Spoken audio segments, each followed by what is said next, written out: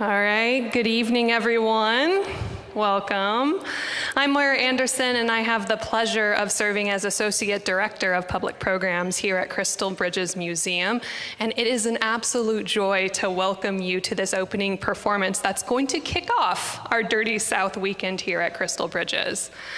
Over the next couple days, we will be welcoming artists from the exhibition and conversation, musicians and poets inspired by the art, both local and national, to perform. And of course, we are welcoming you as our valued guests to connect with the work in the exhibition, The Dirty South, Contemporary Art, Material Culture, and the Sonic Impulse. I hope to see each and every one of you many, many times here at Crystal Bridges over the next couple days. Tonight, I'd like to begin this evening by acknowledging our Indigenous peoples. As Crystal Bridges, we recognize our role as settlers and guests in the Northwest Arkansas region. We acknowledge the Caddo, Quapaw, and Osage, as well as the many Indigenous caretakers of this land and water. We appreciate the enduring influence of the vibrant, diverse, and contemporary cultures of Indigenous peoples. We are conscious of the role of colonization that museums have played. As cultural institutions, we have a responsibility to engage in the dismantling of historical and systemic invisibility of Indigenous peoples' past, present, and future. We choose to intentionally hold ourselves accountable to appropriate conversation, representation, connection, and education to facilitate a space of measurable change. The performance you are about to witness this evening is the realization of months of creative talent, artistic collaboration, and impeccable musician and performances. There are many fingerprints on the production of this caliber, all who are very important, and I'd like to express our sincere gratitude to those who have made this program possible. To our sponsors of the Dirty South exhibition, Harrison and Rhonda French family, the Ramsey, Jaquita, and Sarah Ball, Catherine and Stephen Roach, Esther Silver Parker, and Deborah Wright. This project is also supported in part by a grant from the Arkansas Humanities Council and the National Endowment for Humanities. I'd also like to expend a special thanks to our friend, Stephen Hintz, and the Simple World Films, who have been integral in helping to bring this program to Arkansas.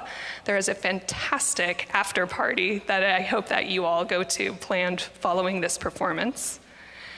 My gratitude to Mike Warlow of the KMWW Studios, whose team designed those gorgeous program posters you all have this evening. And of course, to our creative talent here on stage for crafting this original performance, to Danny Simmons, Vernon Reid, and Dwayne Dolphin. Kicking off the Dirty South weekend with a concert that's going to unite these three legendary performers: artist, author, and poet, Danny Simmons, founder of Def Jam Poetry, jazz and funk bassist,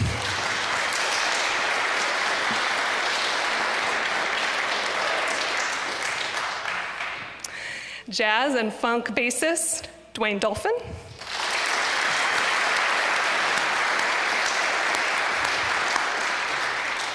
and acclaimed guitarist and songwriter, Vernon Reid.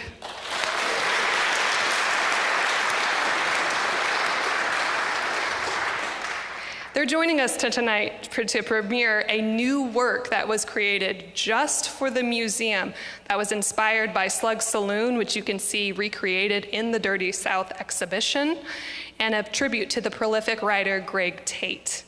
The evening will be an incredible night of both spoken word performance, jazz, funk, and of course art. I cannot emphasize enough how special this opportunity is to gather here in the Great Hall to witness this original work together. And so, please join me in welcoming Danny Simmons, Vernon Reid, and Dwayne Dolphin.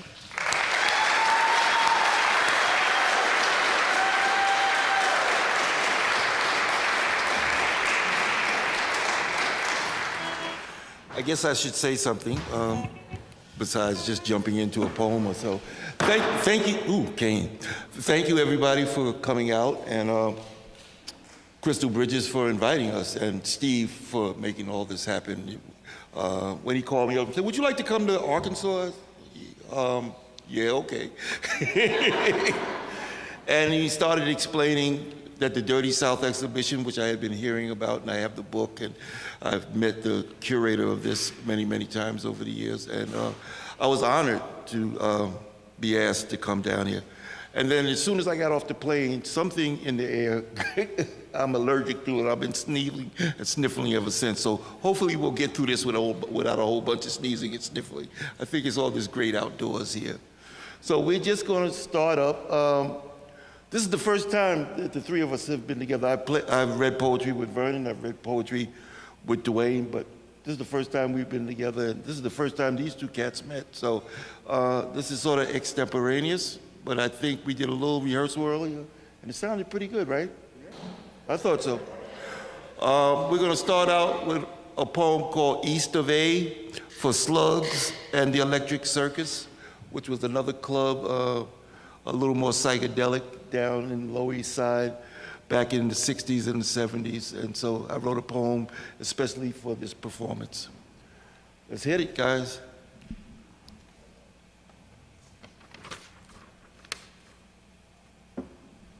Who want to start?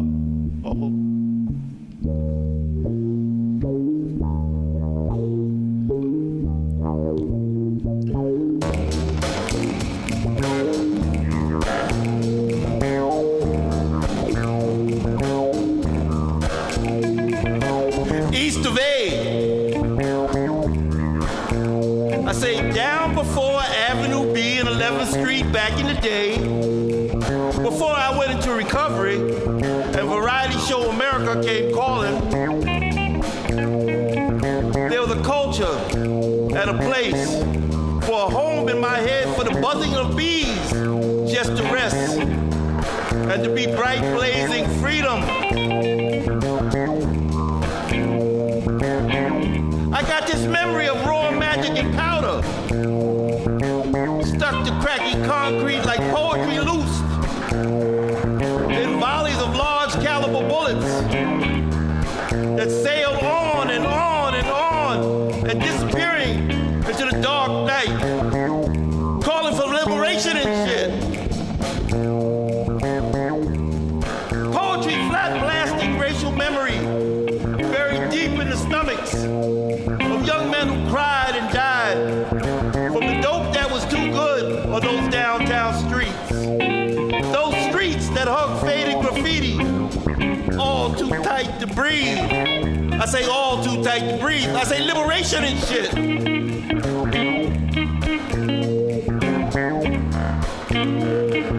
Back then, old tenements were filled with immigrant lovers who were left alone and lonely, weeping like a sad solo instrument.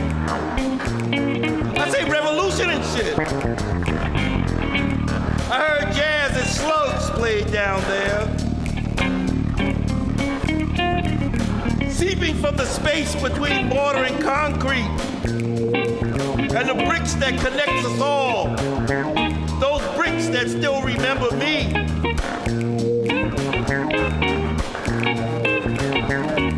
That concrete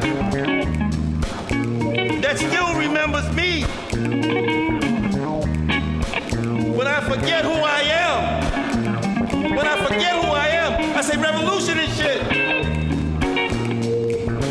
Because this place is like those tiny little purple LSD dreams I had that fuel my painless life. That's down before B and 11. Those bullets disappearing in the dark night. Flat blasting racial memory buried in the stomachs of young men who cried and died. Talking about liberation and shit. That fueled my painless life. That fueled my lust. It made all those sugary things so much damn sweeter. For the buzzing of bees to rest, and the concrete to crack, and the poetry loosed in volleys of large caliber bullets that sailed on and on and on, that disappeared in the dark night. with the immigrant lovers who were left alone and lonely. I heard jazz played down there, down before Avenue B and 11th Street, back in the day, before I went into recovery, and before I started watching variety shows on America.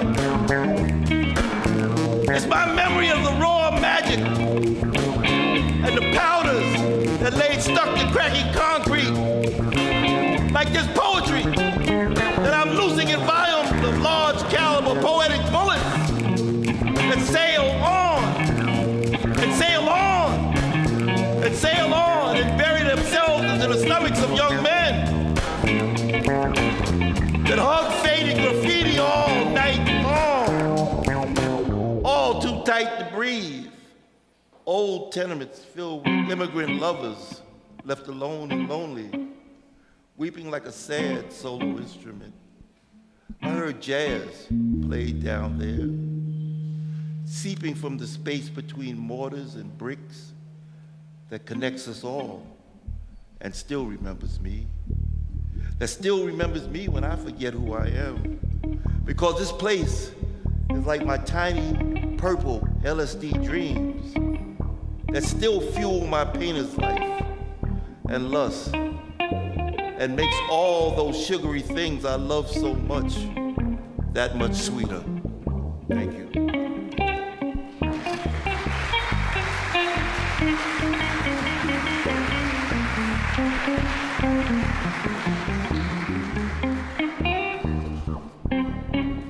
I've never read any of these poems before. I wrote them, and I put them away. They were published in a book recently, but I've never read them out loud. So if I stumble a little bit, I guess I will. All right, well, man, listen, this is the first time we're doing this, right? Okay, well, let's do some more. Let's do what we come in the room to do. Beatnik. Superhero Saturday morning. Ration fit kid, haunted hardware. I fell before I flew through the heart of engaged Zydeco cat-calling harping.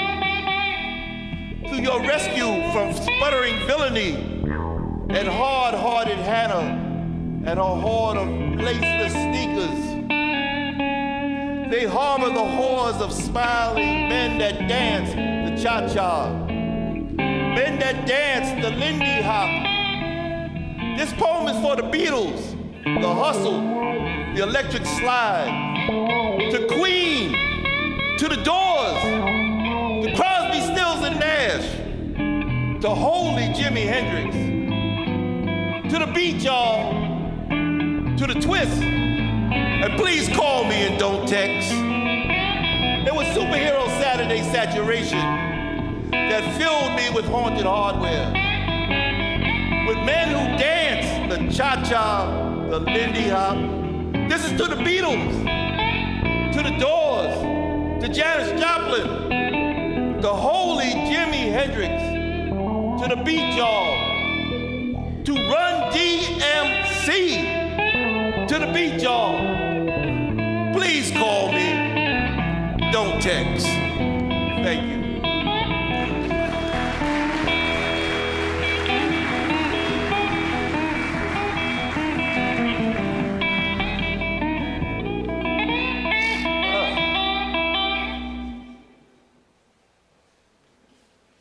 Should I just try this one a little bit before y'all jump in? What y'all think? Okay. It's called Nevermore.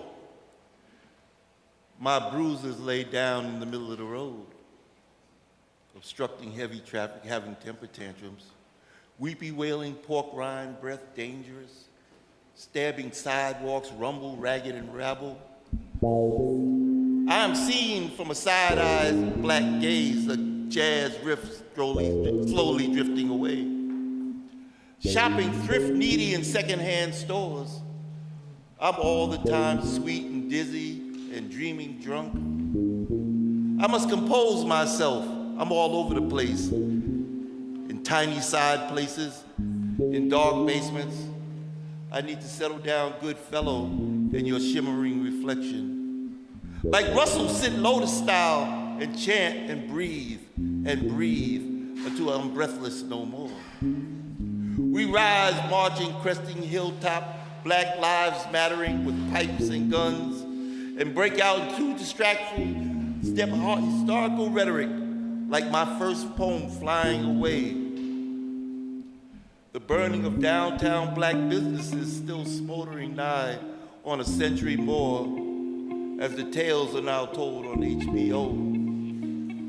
The smell of burnt bodies have always added to my DNA trigger memories that mock the black raven who keeps saying, nevermore, nevermore, nevermore. I say my bruises have laid down in the middle of the road, like my father laid down in front of tractors, obstructing heavy traffic, having temper tantrums. I'm weepy and wailing and have pork rind dangerous breath. I'm stabbing sidewalks, rumble, ragged and rabble. I'm seeing side eyes from a gaze, a dragged rift drifting slowly away. I shop thrift needy in secondhand shops, and I'm all the time sweet dizzy and dream drunk. I better compose myself. I'm all over the place, hiding inside places, in tiny basements. I better settle down, my fellows, into your shimmering reflection. Thank you.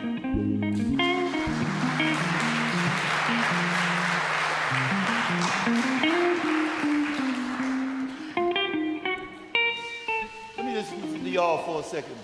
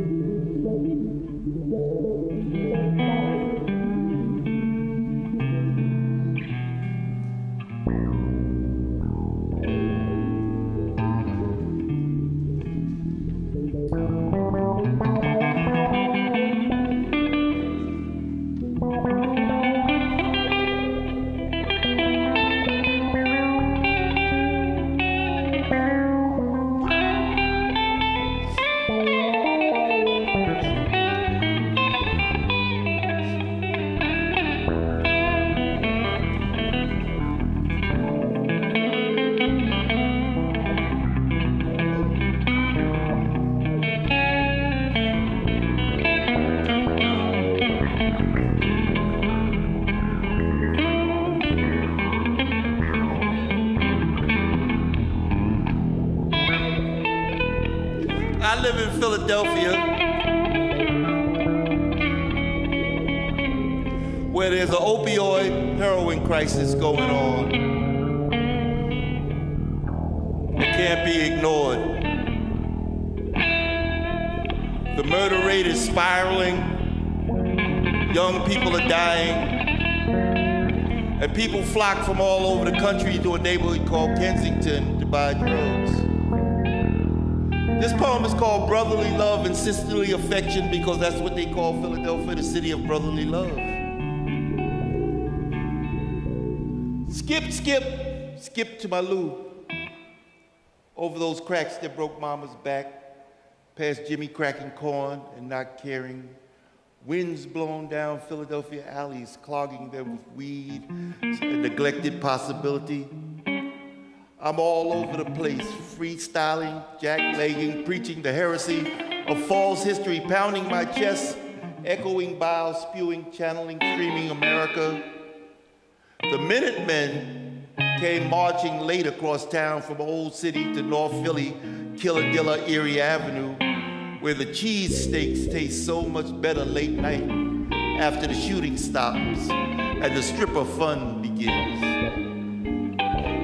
That's where I met round butt injected baby mama drama, who I thought I once loved dearly, but then she did a bid and left the kid to great grandma church lady, who brings me $15 plates of buttered rolls on the side.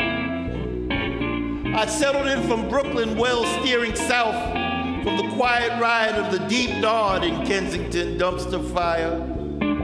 I was slow-foot dancing machine. The hill slopes down in the pools of river runoff and head bashing. Bring fresh canvas and a lot of cash. We gotta get this new painting done before the dawn breaks wild. Skip to my loo over the cracks that broke my mama's back.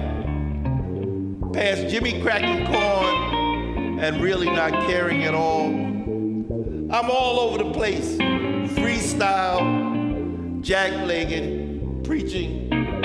The heresy of false history, pounding my chest, echoing the bile spewing across America. The Minutemen came marching late to save anyone from across town. From Old Silly to New Philly and Killadilla, Erie Avenue, where the cheesesteak tastes better late night after the shooting stops. Thank you.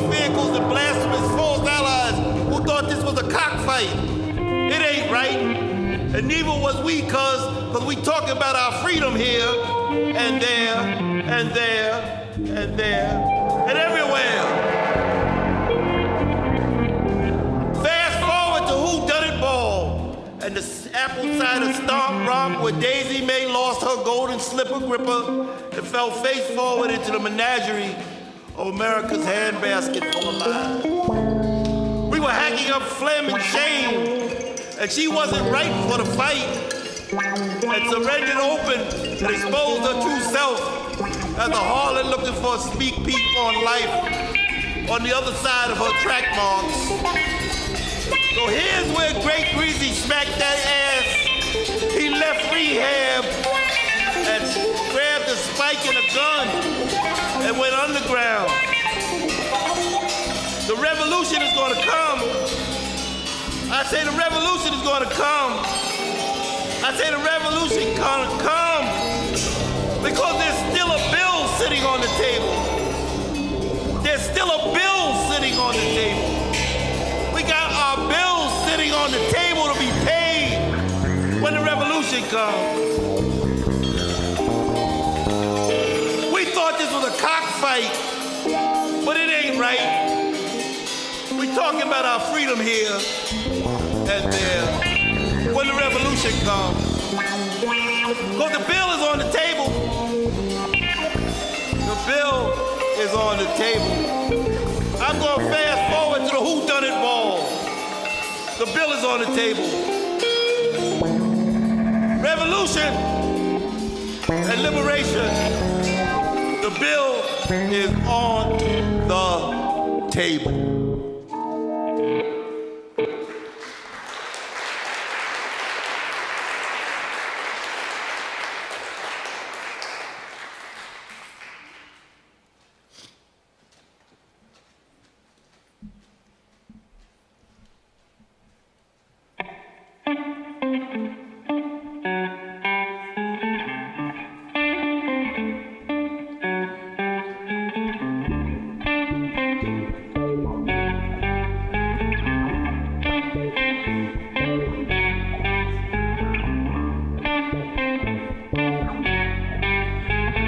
Sounds so good.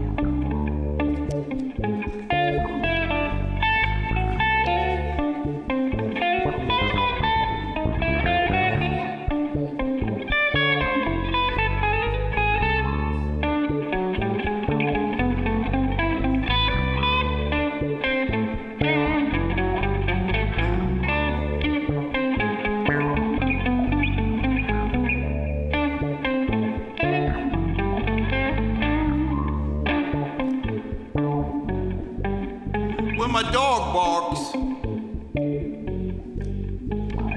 He don't bark often, but when my dog barks,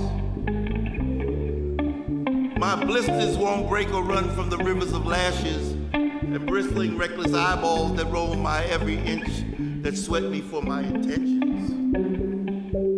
When my black dog barks, I'm a biting being, a reckless broken sidestep. I can't bridge the gap to run or slam into you full speed ahead. When Black Lives Matter, when it's trending, when I'm sexy, when I'm sweet, when I am safe distance from you and just a mirror fetish. Breathe me deep, endless rolling rivers of race and murder and salty tears. At the ATM, at the teller, at the end of my being witty and clever. Who stole my good luck juju and left this screaming, shrunken head nailed to my door? Who stole my book of existentialism? No exits from rape and poverty and pillage. From my heritage rundown row house filled with mounds and mounds of white bones. Of history of white bones. My trick baby American Negro legacy was 10 sneakers deep, reaching and leaping for true griot tales of ancients who took no shit and hunted and was not hunted, who had uncompromised riches and stayed free, and were never stolen. When my black dog barks, you better listen. When this black dog barks, you better run. 'cause my blisters won't break or run from the rivers of lashes and the bristling, reckless eyeballs that roam my every inch. When my black dog barks, I'm a biting being and a reckless, broken sidestep. I can't bridge that chasm or run or slam into you at full speed. When Black Lives Matter, when I'm trending, when I'm sexy, when I'm sweet, when I'm a safe distance on the television, away from you. Breathe me deep, endless rolling rivers of race and murder and salty tears, and my bitter, salty disposition. I'm at the ATM, I'm at the teller, at the end of my wit and being clever.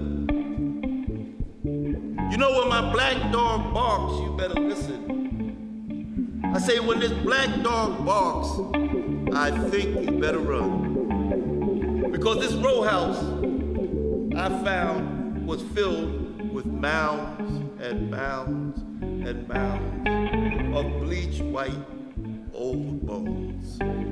Thank you.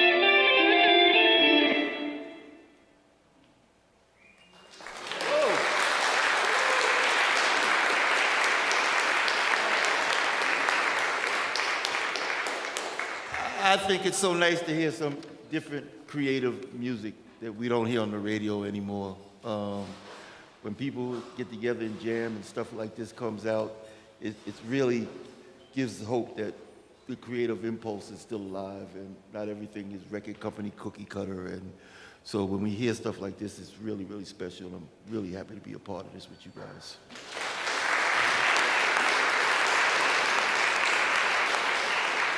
So, I live in not far from what they call Old City, Philadelphia, where all the historic stuff is. And there's all kinds of stuff going on down there. People walking around in revolutionary costumes on Segways.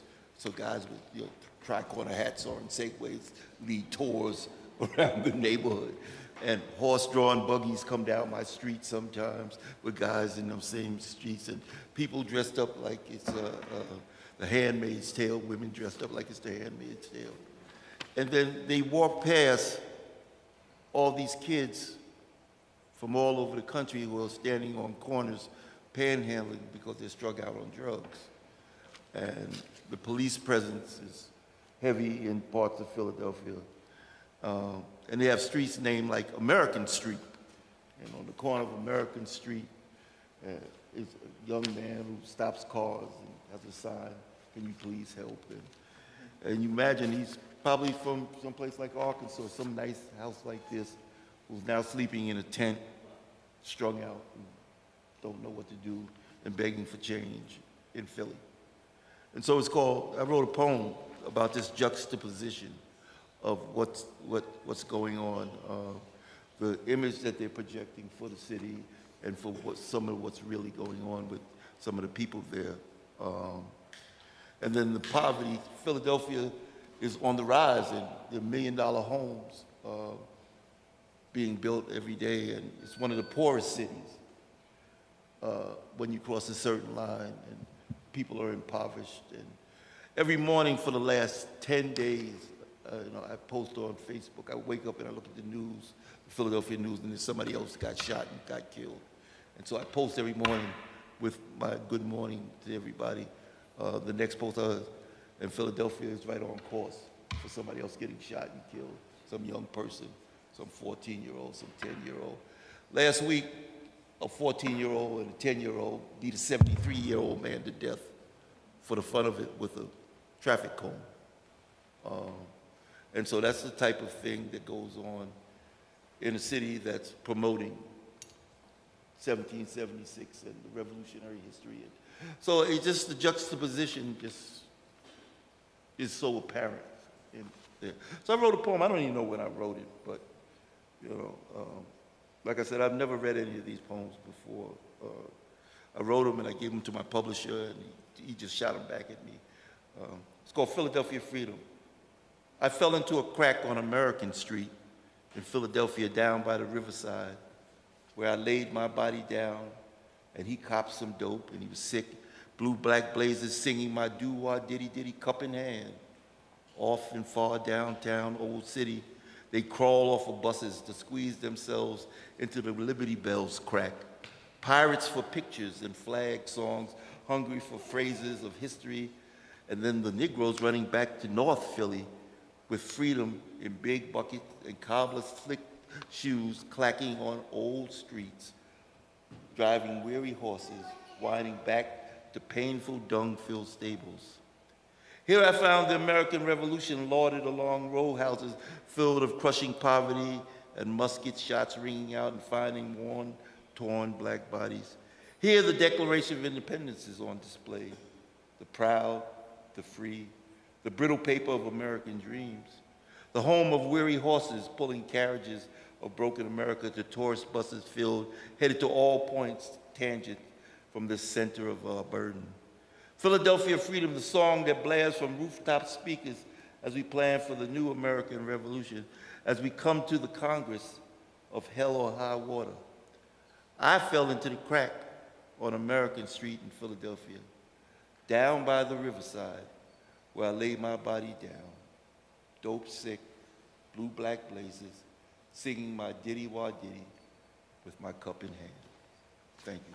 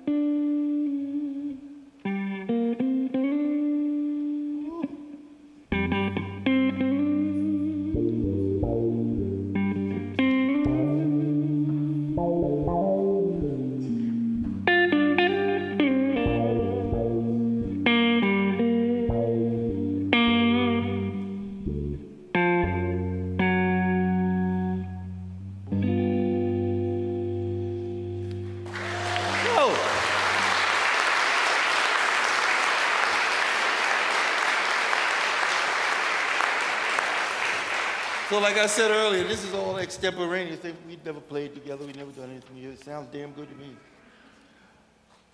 There's funny stuff that comes out on the internet that you would have done. There's a town in Tennessee.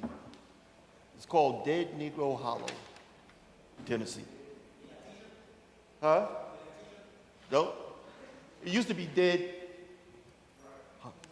Now they changed it to Negro to be politically correct. And they changed it, really? Yeah, they changed it from Dead. They changed it. The name was Dead Hollow, but now it's Dead Negro Hollow. It's a small town. It used to be a sundown town too. No. You still dead. You still dead, but at least you're a Negro now. Well, anyway, I didn't believe it, so I did the Google search because I thought, there's all kinds of crap on the internet, and it's really that town. I said, okay, I'm gonna write a poem about it. Because I ain't got no choice but to write a poem about Dead Negro Hollow. I drove through a town named Dead Negro Hollow, Tennessee, and caught the shivers. Got my happy feet pushing the pedal to the metal, boss. Holler at your boy, make sure I'm all right. White hoods sprang from behind poplar trees, spouting Bible quotes and carrying burnt Negro gasoline cans. Holler at your boy that I'm gonna be all right. Red sirens roar, press my foot tight, and zoom, zoom, zoom, zoom, all the way on a well-lit road. No sundown town clown will I be. Gonna catch me some sleep at the wheel. White fire and brimstone stalking me. Holla at your boy. I'm gonna escape from this great American mistake movie because I ain't the one to fill Dead Negro Hollow graves and tall tales with more zoom, zoom, zoom in the boom, boom, boom, boom, boom. A freedom riders run to Dead Negro border. Freedom, freedom, I gotta get me some freedom on my mind. I'm a blue streak, fast, good, groovy, gravy, going. I'm going. Shot dead at Chicago gas station in a stick-up. Dead Negro holler. Holler at your boy. Boom. This is a town I won't be visiting.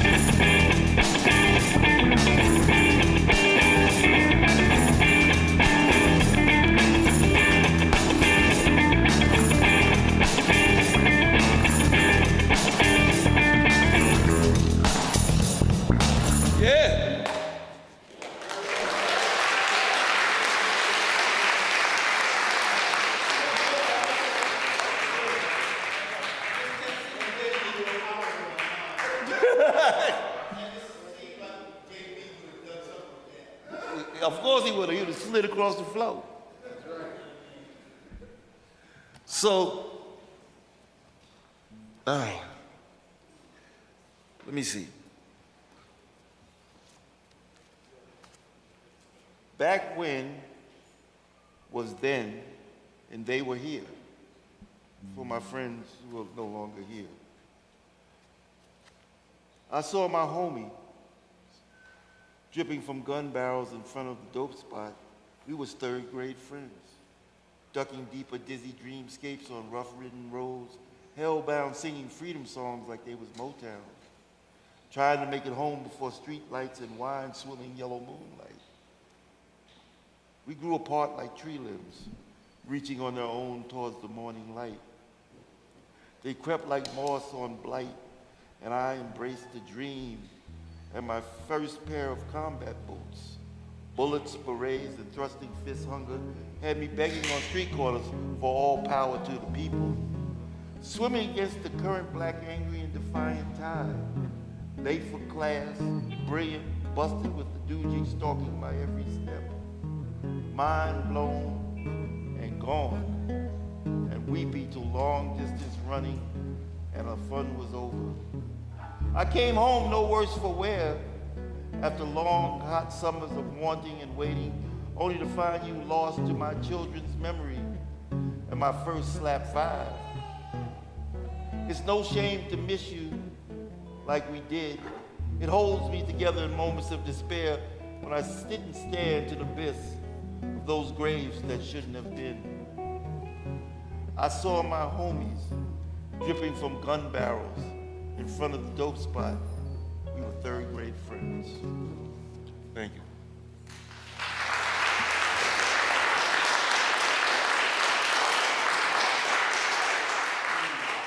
You know,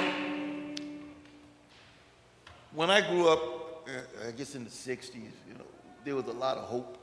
And we were going to change things. And by the time I got to be 15 or 16, my little middle-class neighborhood was flooded with heroin. Flooded. On every corner, every kid who lived in a nice little picket fence house was strung out on dope. Where it came from, we don't know. But we all got strung out. So I've been clean for 30 years now.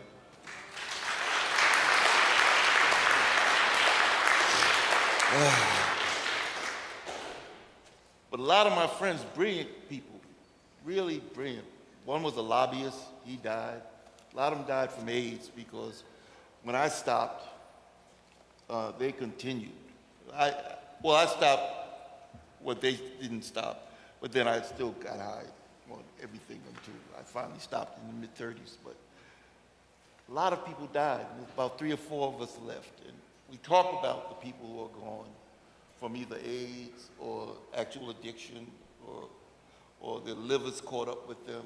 A few of them, the livers are just catching up with them, and they're dying. And I think what could have been, with all that belief and hope that got squashed, and then, so I write poems, and I created Deaf Poetry based on my brother's Deaf Comedy Jam. Because the poets were talking about things that needed to be talked about. And so I went to Russell, and he didn't first get it. I mean, my father wrote poetry, and he got poetry, but he didn't think anybody would care. And we found out it was the biggest show HBO ever had. And then we won a Grammy, not a Grammy, Peabody. We won a Peabody for the television show. Then we went on to Broadway and won a Tony Award. Every so often I produce a Deaf Poetry reunion because I think those voices are important that we hear, that sometimes and somewhere when we're living our lives, and those of us who are doing well and have survived, don't forget that there's so much work to still be done. There's a lot of work that still has to be done. There's a lot to be talked about. And settings like this with music and entertainment, but with an underlying message is so important. So I thank Crystal Bridges for allowing us to come here and do what we do, and give me a chance to work with both of these guys again, because this is an incredible evening. Thankful for you guys to come out and listen to this. And also, please go see this exhibition. My buddy Fahamu, who was in it.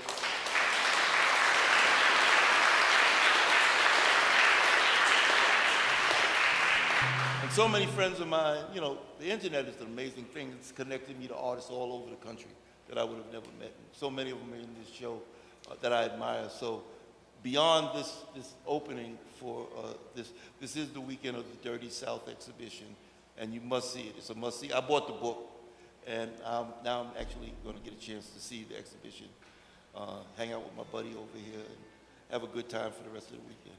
So we're going to do a few more, and I guess then we close it out. So why don't y'all do one without me? I can sniffle a little bit from this allergy thing I got here going on. I don't know what that's about.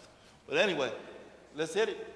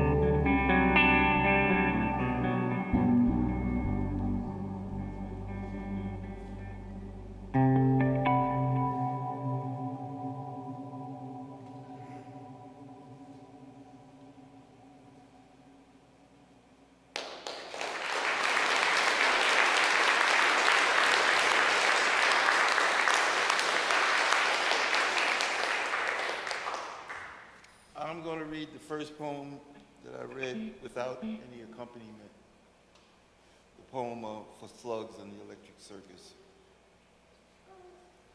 And then I'm going to ask Dwayne to play a little something, and Brian play a little something. We're going to close it out. East of A, Avenue A, where so much stuff went on in the 60s, late 60s, early 70s. So much creative stuff. Just like Haight-Ashbury Avenue A and St. Mark's Place was the heart of the counterculture movement at the time. I was 15 and I ran away and stayed a block away in an abandoned apartment with a bunch of other kids from around the country. My father eventually came and got me and brought my ass home to Queens, but I did my thing. I ran away for a week. But I sort of still believe that we can make a change.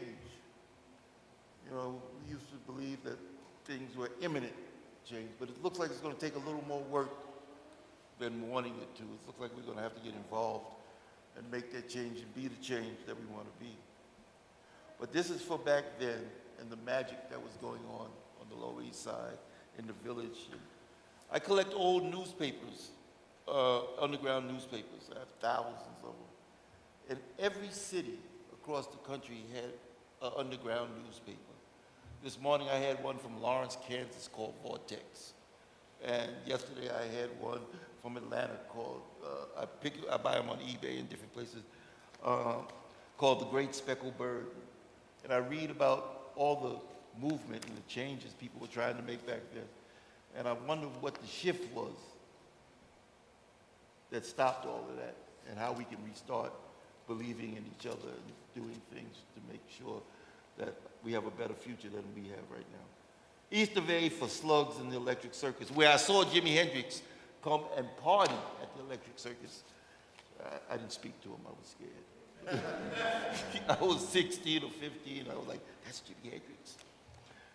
Down before Avenue B and 11th Street back in the day, before recovery and the variety shows America came calling, was a culture and a place for a home in my head, for buzzing bees to rest and just be bright, blazing freedom. My memory of raw magic and powders laid stuck to cracking concrete, like poetry loosed in volleys of large caliber bullets that sailed on and on and on, disappearing into dark, greasy night. Blasting memory buried in the stomachs of young men who cried and died from the dope that was too good on those downtown streets, that hugged faded graffiti all too tight to breathe, in old tenements filled with immigrant lovers left alone and lonely, weeping like a sad solo instrument. I heard jazz played down there, seeping from the space between mortars and bricks that connected us, that still remember me, that still remembers me when I forget who I am, because this place is like purple LSD dreams that fueled my painter's life and lust and made all the sugary things so much sweeter. Thank you, that's it from me.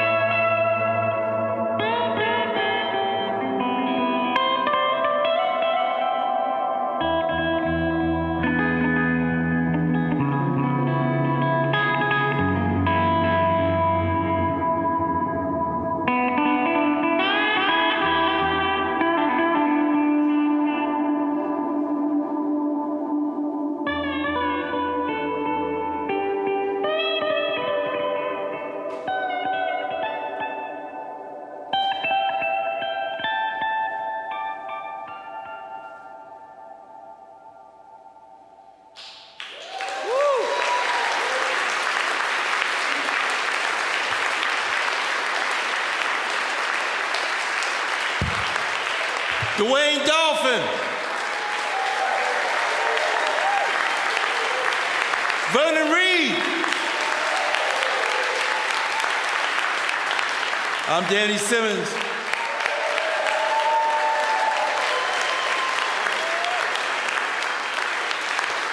Let's get together and do this again sometime. Okay. Okay.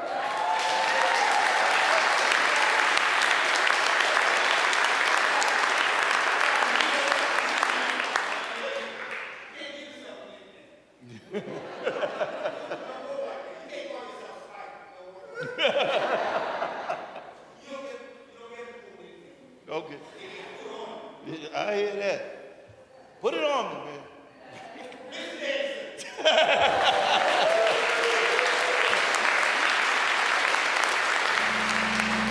As Russell would say at the end of Deaf Poetry Jam, thank y'all for coming. God bless you. Good night.